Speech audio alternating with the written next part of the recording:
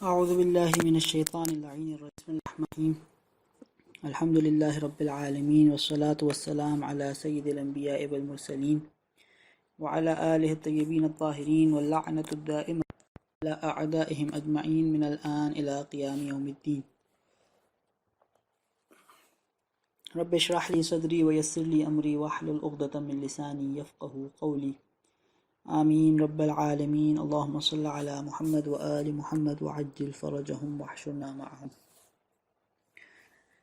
Friends, forum کی رمضان دینیات class کے لیے یہ لیکچر ریکارڈ ہو رہا ہے اور 8 کلاس کا یہ 16th لیکچر ہے. پچھلی کلاس میں ہم نے جو ٹاپک مکمل کر لیا تھا نجاست ثابت ہونے کے طریقے، یہ ٹاپک ہم نے لاسٹ کلاس میں کمپلیٹ کر لیا تھا. اور اس کلاس میں جو ٹاپک ہم سٹارٹ کرنے جا رہے ہیں، پاک چیز نجس کیسے ہوتی ہے، مسئلہ نمبر 119.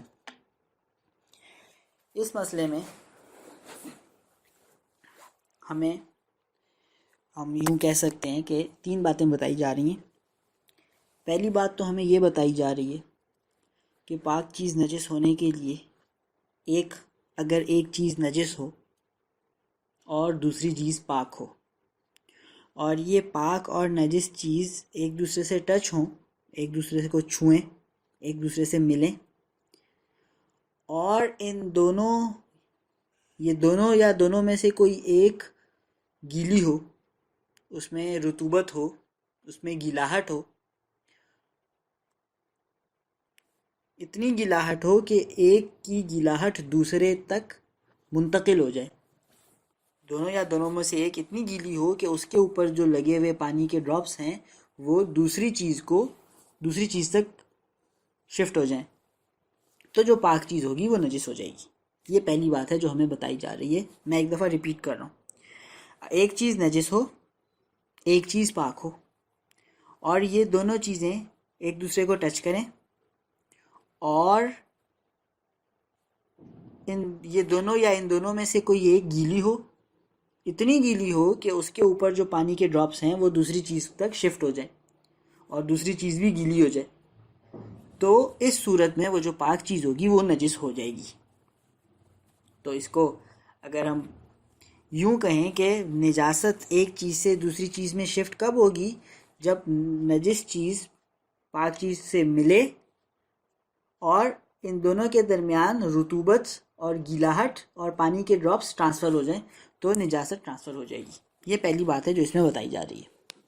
دوسری بات جو بتائی جا رہی ہے، جو تھوڑی سی مشکل ہے، آپ تھوڑا غور کیجئے گا، وہ یہ ہے کہ ایک چیز جو عین نجس ہوتی ہے، عین نجس یعنی جو ذاتی طور پہ نجس ہوتی ہے، جو کسی اور چیز سے نجس نہیں ہوتی، اور وہ چیزیں کتنی ہیں؟ وہ چیزیں 10 ہیں جو نجاسات ہم پڑھ چکے: پیشاب، پخانہ، خون، منی، مردار، کتا، سور، کافر، نجاست خور حیوان کا پسینہ اور شراب.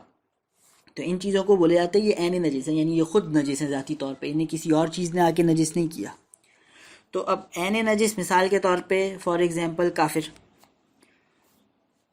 اگر یہ عین نجس سے ایک پاک چیز لگے گی، مثال کے طور پہ مسلمان کا ہاتھ، کافر نے مسلمان سے ہاتھ ملایا، تو اگر یہ دونوں کے ہاتھ یا ان دونوں کے ہاتھوں میں سے کوئی ایک اتنا گیلا ہو کہ اس کے پانی کے ڈراپس دوسرے کے ہاتھ تک شفٹ ہو جائیں، تو جو مسلمان کا ہاتھ ہے وہ نجس ہو جائے گا. تو اس کو بولیں گے، یہ جو مسلمان کا ہاتھ نجس ہو گیا، اسے بولا جاتا ہے متنجس. متنجس یعنی جو دوسری چیز سے نجس ہوا ہے، خود یہ ذاتی طور پہ نجس نہیں تھا. کافر کا ہاتھ خود ہی نجس تھا، مسلمان کا ہاتھ خود نجس نہیں تھا، اسے کافر کے ہاتھ نے نجس کیے. اب جو دوسری پوائنٹ اس مسئلے میں ہمیں بتایا جا رہا ہے وہ یہ ہے کہ ایک عین نجس سے تین چیزیں متنجس ہو سکتی ہیں. ایک عین نجس سے جب نجاست آگے بڑھتی ہے، عین نجس ہے اے مثال کے طور پہ کافر کا ہاتھ، یہ ایک چیز کو متنجس کر دے بی کو، مسلمان کے ہاتھ کو، پھر یہ بی پھر سے ایک اور چیز کو نجس کر دے سی کو، پھر سی ایک اور چیز کو نجس کر دے ڈی کو. تو بی، سی اور ڈی، یہ 3 چیزیں جب نجس ہو جائیں گی تو ان 3 کے بعد جو چوتھی چیز آئے گی، لیٹس سپوز ای، وہ ای اب نجس نہیں ہوگا. ایک دفعہ ریپیٹ کر رہا ہوں. وہ جو عین نجس ہے کافر کا ہاتھ، اس کو ہم سپوز کر لیتے ہیں اے سے بی نجس ہو جائے، بی سے سی نجس ہو جائے، اور سی سے ڈی نجس ہو جائے، تو یہ تین چیزیں نجس ہو گئیں. عین نجس کے بعد تین چیزیں نجس ہو گئیں، بی سی اور ڈی. تو یہ تیسرے کے بعد چوتھی چیز تک نجاست نہیں جائے گی. ڈی جو ہے وہ ای کو اب نجس نہیں کر سکتا. اس کی کچھ ڈیٹیلز ہیں جو میں ابھی مزید آگے چلیں گے ہم لوگ، تو میں آپ کو بتاؤں گا ابھی، اور پھر ہم ایگزامپل میں دیکھیں گے تو آپ لوگوں کے لیے واضح ہو جائیں گی.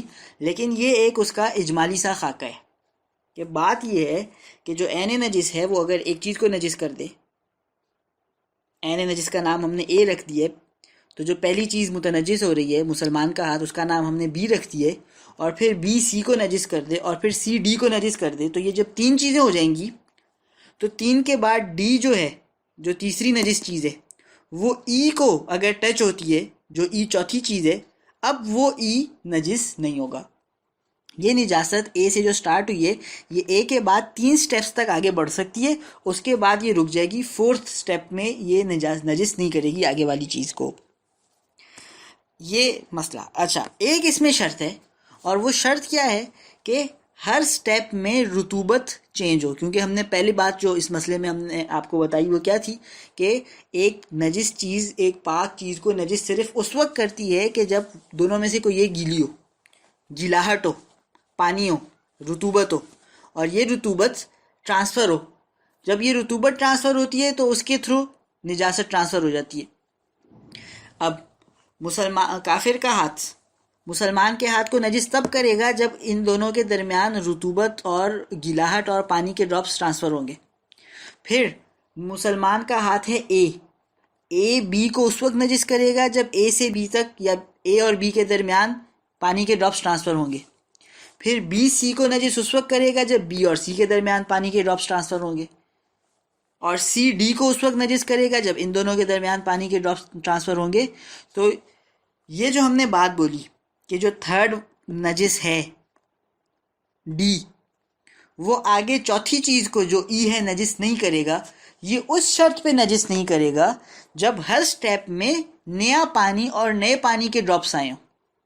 یعنی کافر کا ہاتھ گیلا تھا، کافر نے مسلمان سے ہاتھ ملایا، مسلمان کا ہاتھ میں کافر کے ہاتھ کی گیلاہٹ آ گئی، مسلمان کا ہاتھ نجس.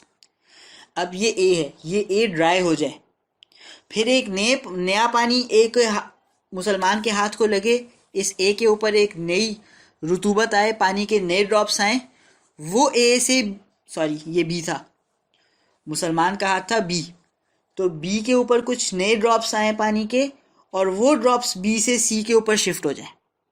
پھر سی ڈرائی ہو جائے، پھر سی پہ نئے ڈراپس آئیں پانی کے، اور یہ سی سے ڈی پہ شفٹ ہوں. پھر ڈی ڈرائی ہو جائے، تو اب ڈی پر اگر نئے ڈراپس آئیں گے اور ای تک شفٹ ہوں گے تو ای نجس نہیں ہوگا. یہ بات کا خیال رکھنا پڑے گا. تو اب تک جو میں نے باتیں بولی اس دوسرے پوائنٹ میں، اس کو میں ریپیٹ کر رہا ہوں. پہلا پوائنٹ اس مسئلے کے اندر، پہلا پوائنٹ وہ ہے کہ نجس چیز اور پاک چیز جب ملیں اور دونوں یا دونوں میں سے ایک گیلی ہو اور ان کے اندر کی جو گیلاہٹ ہے وہ ٹرانسفر ہو تو نجس ہوتی ہے پاک چیز. یہ پہلا پوائنٹ ہے، اب اس کو میں ریپیٹ نہیں کروں گا. دوسرا پوائنٹ جو میں نے آپ کو بتایا، یہ نجاست آگے ٹرانسفر ہو، آگے ٹرانسفر ہو، آگے ٹرانسفر ہو، تو یہ 3 سٹیپس تک ٹرانسفر ہوتی ہے.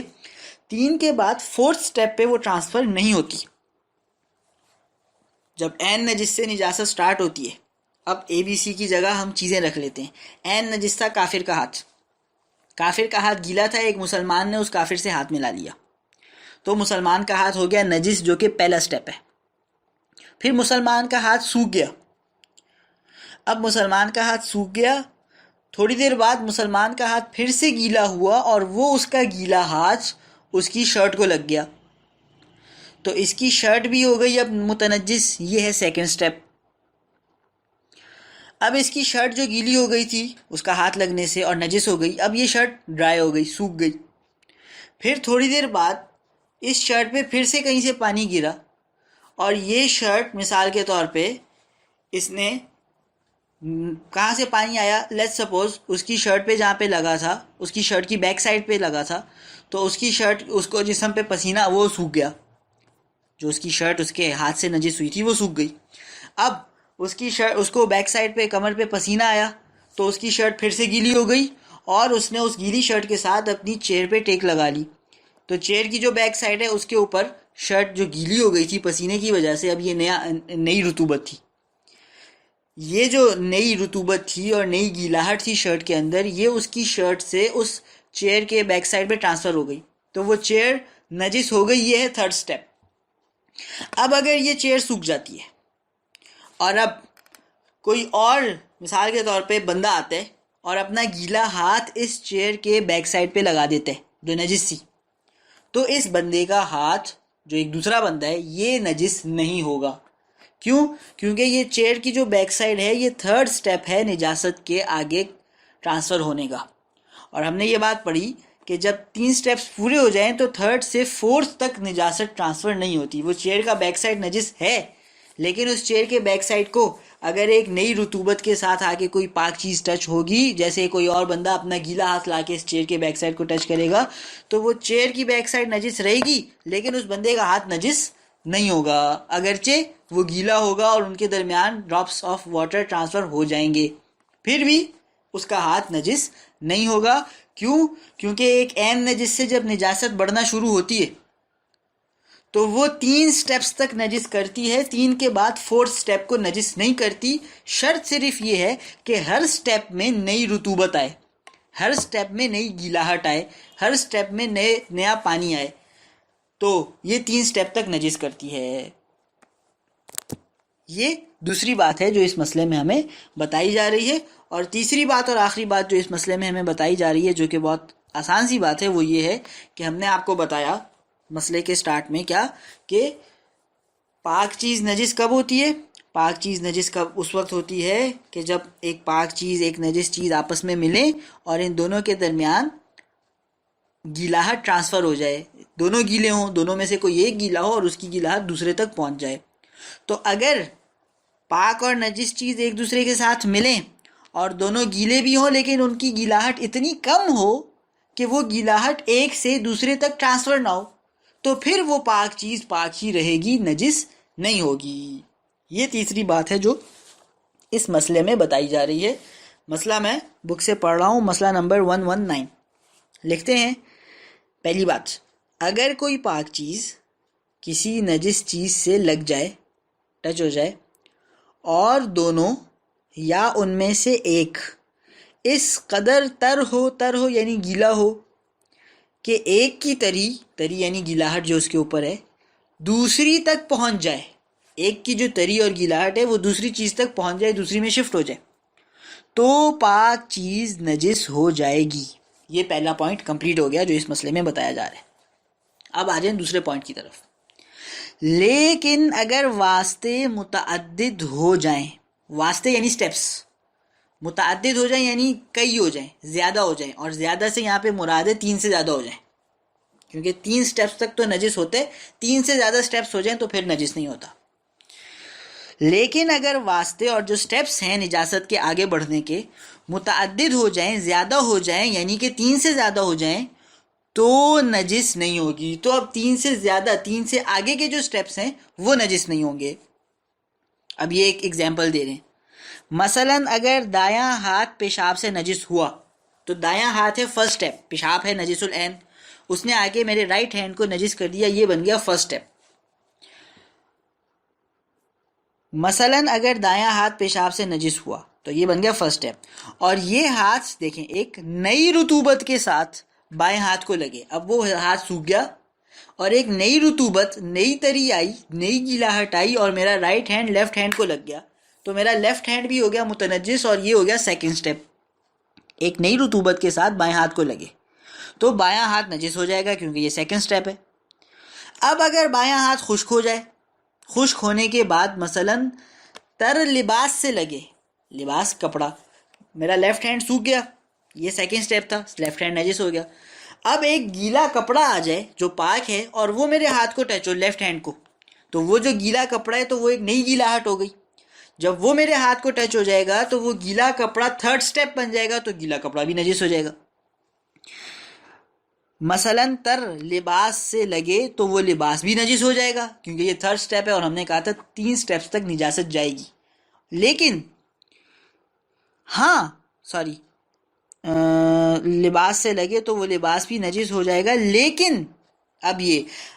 لیکن اگر اب وہ لباس کسی دوسری تر چیز کو لگ جائے، وہ لباس ہے تھرڈ نجس چیز، تھرڈ سٹیپ، اب یہ لباس سوکھ گیا، ڈرائی ہو گیا، اب ایک اور چیز آتی ہے، مان لیں کہ اس میں مثال کے طور پہ وہ ہم نے جو اگزامپل بنائی تھی چیئر ہے، اس بندے کی شرٹ ہے وہ لباس، یہ اب ایک کسی چیئر کو لگتی ہے جو چیئر گیلی ہے، تو وہ چیئر نجس نہیں ہوگی، لیکن اگر اب وہ لباس کسی دوسری تر چیز کو لگ جائے تو وہ چیز جو ہے، جو فورتھ سٹیپ بننے والی ہے، نجس نہیں ہوگی، کیونکہ فورتھ سٹیپ تک نجاست نہیں جاتی، تھرڈ سٹیپ پر جا کے نجاست رک جاتی ہے۔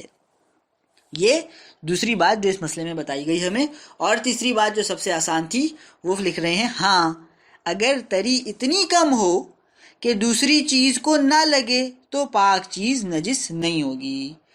اگر یہ جو ایک چیز دوسرے کو نجس کر رہی ہے، دوسری تیسری کو نجس کر رہی ہے، ان کے درمیان رطوبت، تری، گیلاہٹ اتنی کم ہو کہ وہ ایک سے دوسرے میں ٹرانسفر ہی نہ ہو، تو وہ پاک چیز پاک رہے گی اور نجس نہیں ہوگی، خواہ وہ عین نجس کو ہی کیوں نہ لگی ہو، چاہے وہ پاک چیز ڈائریکٹلی کسی عین نجس کو ٹچ ہو اور گیلی بھی ہو، لیکن گیلاہٹ اتنی کم ہو کہ جو ڈراپس ہیں پانی کے گیلاہٹ کے وہ ٹرانسفر نہ ہو ان دونوں کے درمیان، تو وہ پاک چیز پاک رہے گی اور نجس نہیں ہوگی۔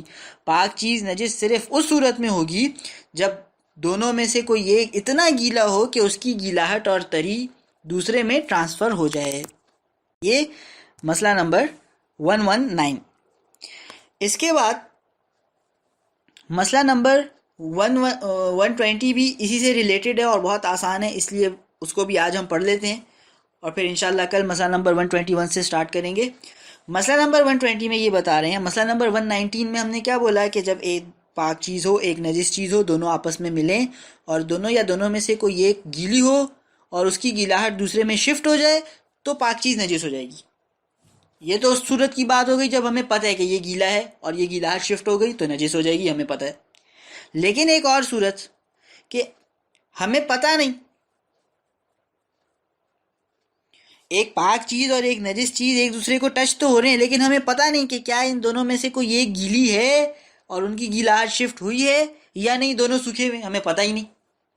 اگر ایسی سچویشن ہے تو ہم اس پاک چیز کو پاک ہی سمجھیں گے، وہ چیز ہمارے لیے نجس شمار نہیں ہوگی۔